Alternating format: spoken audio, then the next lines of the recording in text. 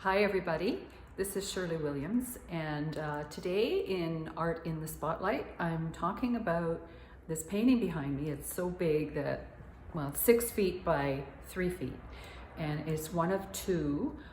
This one is the sort of, you can see, dark green, and the other is the light green palette, like this. Both are acrylic on gallery wrapped canvas.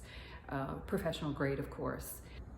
These two paintings are part of my Exploring Space series, which really dealt with thinking about space both on the canvas as well as in our lives. Most of us have been indoors for the last few years during the pandemic, and we're looking at our spaces a little bit differently. So I thought I'd approach this one, actually these two, in the same way at the same time. Now, a lot of people ask me, what are my inspirations, other than the concept, of course. In this case, I visited a friend who was renovating an old house, and as he was tearing up the floor and the many layers of flooring in the kitchen, he uncovered some linoleum. Now, for those of you who've never heard of linoleum, it's the old oilcloth that was very popular in the 50s and 40s, and many of them were not torn up, they were just covered up. And this linoleum had incredible coloration from being under all these layers of flooring, as well as the old style coloring from the 40s and 50s. The greens and the really weathered color from the wearing out of the linoleum. And I was just so captivated by the patina of this oilcloth that I took some pictures and came back to the studio and was really kind of inspired by them.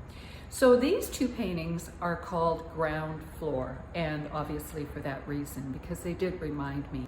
There's many layers of acrylic, collage, and a variety of other mixed media layered one on top of the other. And as you can see, probably not here so much, but maybe here, a lot of it was sanded, carved through, and I love the way texture makes you want to touch it. It's very sensuous, very tactile.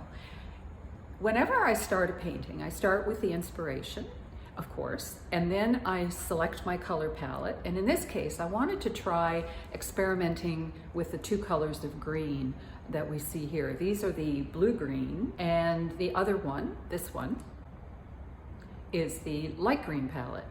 And for me, working on a painting is a very physical thing. I really love to layer and scratch and sand with my handy-dandy rotary sander, and until it feels complete.